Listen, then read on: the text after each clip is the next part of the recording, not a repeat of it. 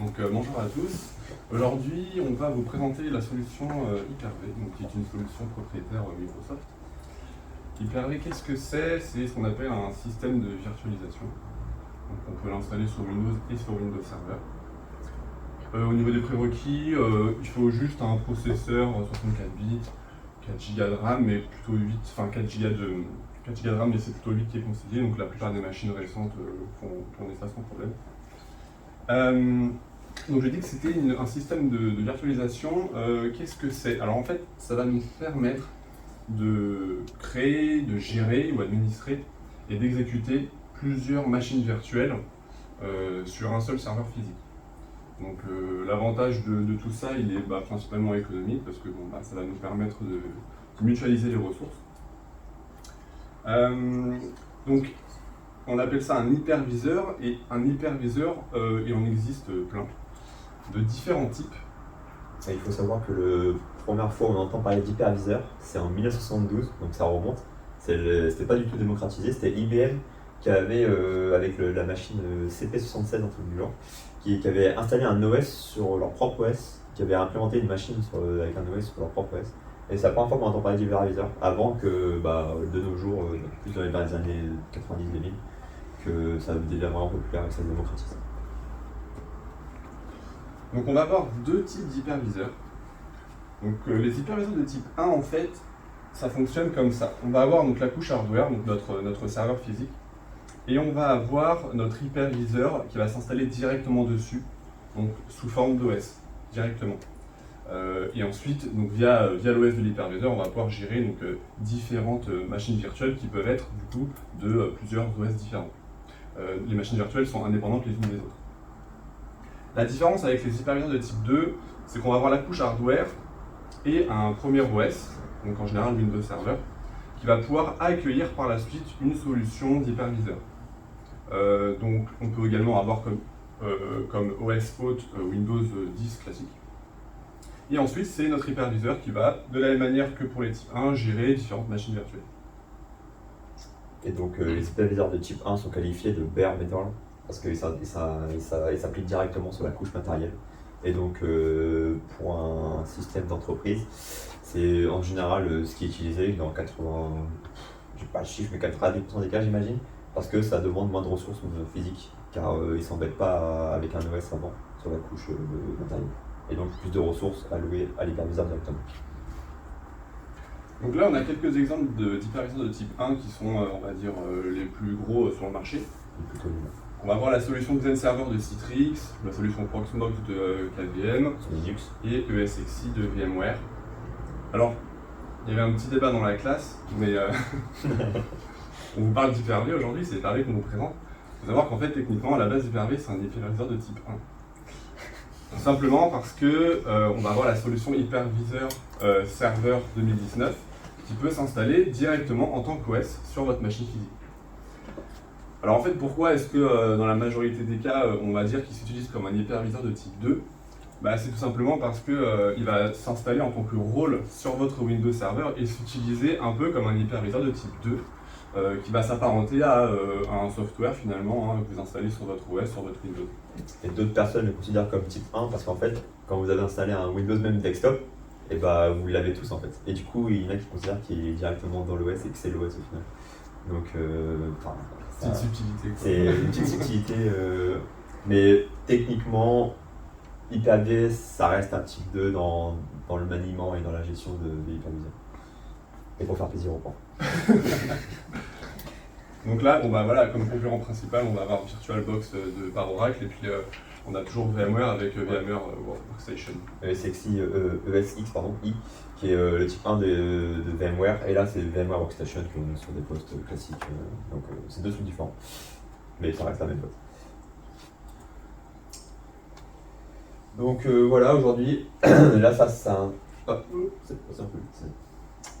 Donc voilà, aujourd'hui ça c'est un sondage qui a été réalisé en 2020 il me semble, qui a été réalisé en 2020 aux entreprises pour savoir quelles sont les parts de marché, qu'est-ce qu'ils utilisent dans leur entreprise, et donc avoir un aperçu des parts de marché aujourd'hui.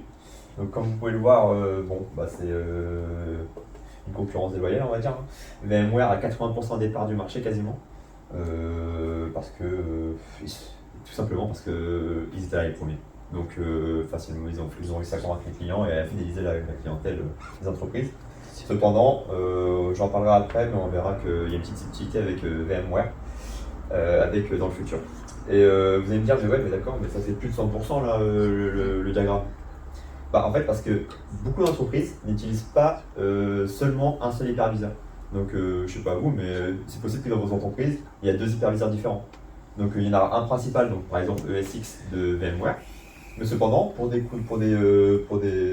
pour autre chose, ils vont utiliser un Hyper-V qui va leur suffire et qui aura des coûts de licence moins onéreux et donc ça va leur coûter moins cher d'utiliser Hyper-V pour un truc secondaire.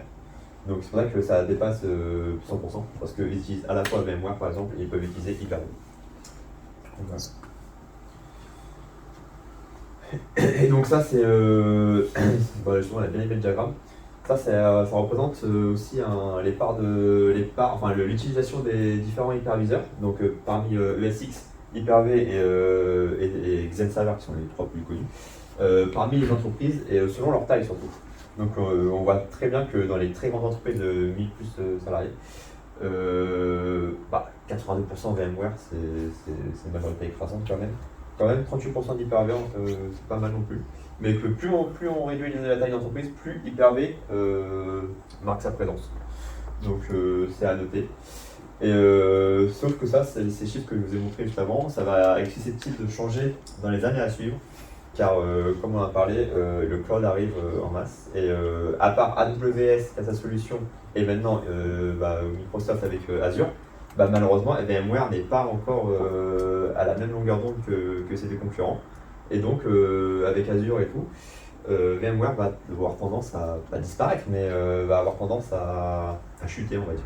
Donc il faudra faire attention à ça. Et il y a un risque Hyper-V Hyper-V du coup va être installé sur Azure.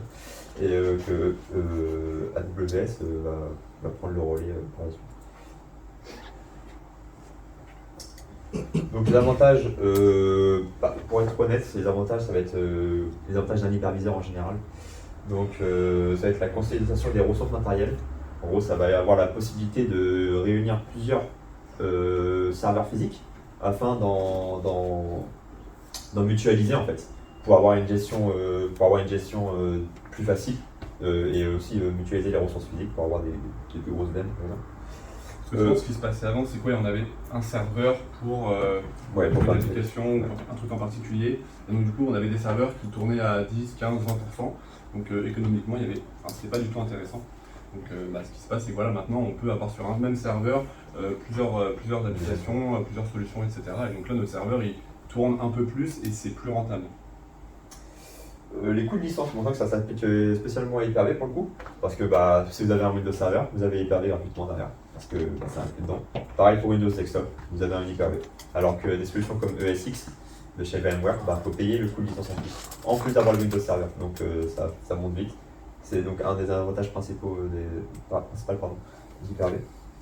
Et facilité d'administration, pareil, ça permet de gérer plus facilement ses VM qu'à la main. Ça permet de réunir et de mutualiser tout ce qui est VM qu'on a créé. Et donc voilà.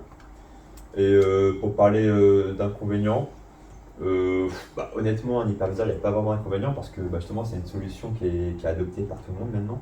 Et à part dire à la limite, ça demande des ressources physiques. Ouais, c'est ça. C'est un peu gourmand pour créer des VM forcément, mais à part ça, à part dire que c'est gourmand, mais de toute façon, il n'y a pas de solution alternative digne de ce nom à un hyperviseur aujourd'hui. Donc il n'y a pas vraiment d'inconvénient vu que tout le monde utilise l'hyperviseur. Et donc, place à la démo. Avant cela, je vais vous montrer comment activer. Je vais vous montrer comment activer sur une machine personnelle. Parce que vous avez plus Hyper-V du coup sur un Windows. Hop. Du coup, vous allez vous ouvrir votre menu démarrer classique. Vous allez dans application. Attends, on va pas. J'en mets la souris sur l'autre écran. Ah mais t'as attendu. Bon.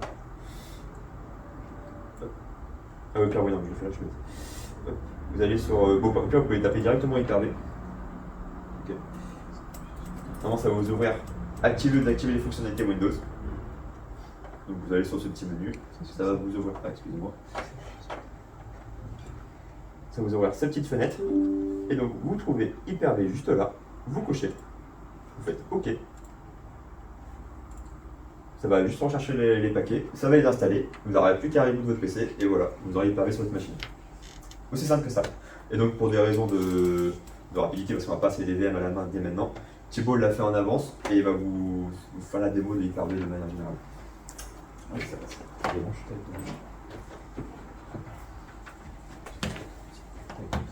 Merci.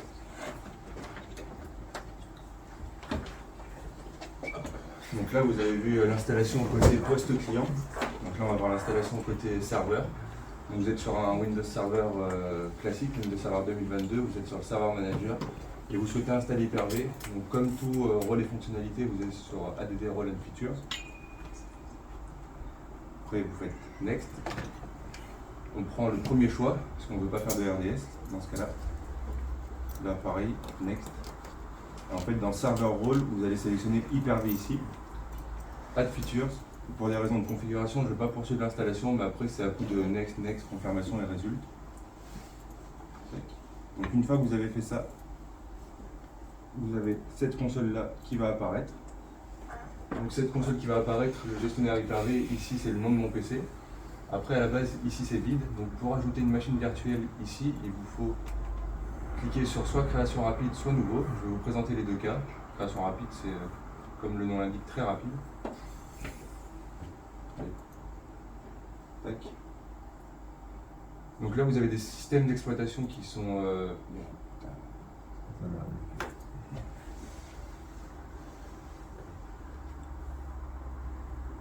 Donc dans création rapide, vous avez des systèmes d'exploitation qui sont proposés préalablement. Donc vous sélectionnez celui que vous voulez. On va prendre du Windows 10 MSX par exemple. Vous pouvez choisir la source d'installation et vous faites créer un ordinateur local. Donc là après il y a tout un chargement et votre machine virtuelle va se créer. Donc pour des raisons de rapidité, je ne vais pas attendre que le téléchargement se fasse. C'est pour ça que je vais télécharger en amont. Et après, sinon, vous pouvez faire nouveau. Donc ça, c'est une manière plus longue de créer votre machine virtuelle. Donc vous sélectionnez ordinateur virtuel. Tac. Là, vous faites suivant. Donc là, vous spécifiez le nom de votre machine virtuelle. Donc on va mettre test. Vous pouvez décider de stocker l'ordinateur virtuel à un autre emplacement. Moi, je vais laisser le choix par défaut. Là, vous sélectionnez génération 1 ou 2. Donc la génération 1, c'est pour les processeurs en 32 et 64 bits et génération 2, 64 bits. Après, vous choisissez la mémoire que vous souhaitez affecter. Après, ça, la mise en réseau, c'est pour que les machines puissent dialoguer. Donc, vous pouvez mettre rien ou default switch. De toute manière, après, vous avez la possibilité de changer ça juste ici, dans le gestionnaire de commutateur virtuel. Ensuite, vous choisissez comment est-ce que vous souhaitez importer. Non, vous choisissez le disque virtuel. Donc, moi, je laisse par défaut. Après, la 127 Go, donc vous souhaitez, vous mettez l'espace que vous souhaitez allouer à cette machine virtuelle. Et après, option d'installation, donc soit vous installez le système d'exploitation ultérieurement, soit vous l'installez à partir d'un CD ou d'un fichier ISO. Dans mon cas, c'est un fichier ISO qui est enregistré ici. Donc c'est un Windows Server 2022. Et là après, je pourrais pas terminer non plus. Parce que j'ai plus de place en termes de mémoire sur mon PC. Mais du coup, une fois que vous faites terminer, ça vous donne ça. Donc vous avez vos ordinateurs virtuels qui apparaissent ici. Donc ici sur le côté, vous avez différentes actions. Donc celle que je vous ai montrée, création rapide, nouveau. Après vous pouvez décider de modifier différents paramètres dans Hyper-V. Vous pouvez gérer vos commutateurs virtuels, donc vous en avez de différents types, externes, internes et privés, selon ce que vous pouvez faire. Si vous souhaitez faire du mode bridge par exemple, qui est l'équivalent de VMware. Après vous pouvez faire un gestionnaire de réseau SAN, modifier le disque, inspecter le disque. Quand vous arrêtez les services ici, vous arrêtez toutes les machines virtuelles. Ouais, je ne vais pas le faire parce que je les ai lancées. Après, vous pouvez décider de supprimer des serveurs ici. Après, une fois que vous êtes sur votre machine virtuelle, vous avez ça qui se rajoute. Donc, vous pouvez décider de vous connecter à la machine virtuelle, de modifier ses paramètres, de la démarrer, de faire un point de contrôle. Donc, un point de contrôle, c'est l'équivalent d'un snapshot. Vous pouvez décider de la déplacer, de l'exporter, de la renommer ou bien de la supprimer. Et donc après, une fois que vous avez créé votre machine virtuelle, comme je vous l'ai dit, vous pouvez cliquer dessus ou se connecter et ça vous ouvre votre machine virtuelle ici. Tac. Et donc moi j'ai lancé 2 Windows Server et on va essayer de faire une requête ping entre les deux pour vous montrer que les deux machines virtuelles dialoguent bien ensemble. Donc pour faire une requête ping entre les deux, on va essayer de voir l'adresse IP que les deux machines ont. Et donc de cette machine là on va essayer de pinguer celle de droite. 78, on voit que la requête aboutit. Et dans l'autre sens,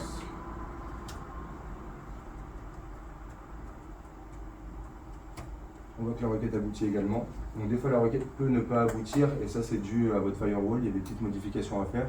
Moi pour des raisons de praticité pour la démo, j'ai décidé de le mettre en off. Parce que comme vous pouvez le voir, quand je vais sur mon poste client et que je ping ma machine virtuelle de droite, j'y arrive, mais quand je veux faire dans le sens inverse, tac tac tac, 10,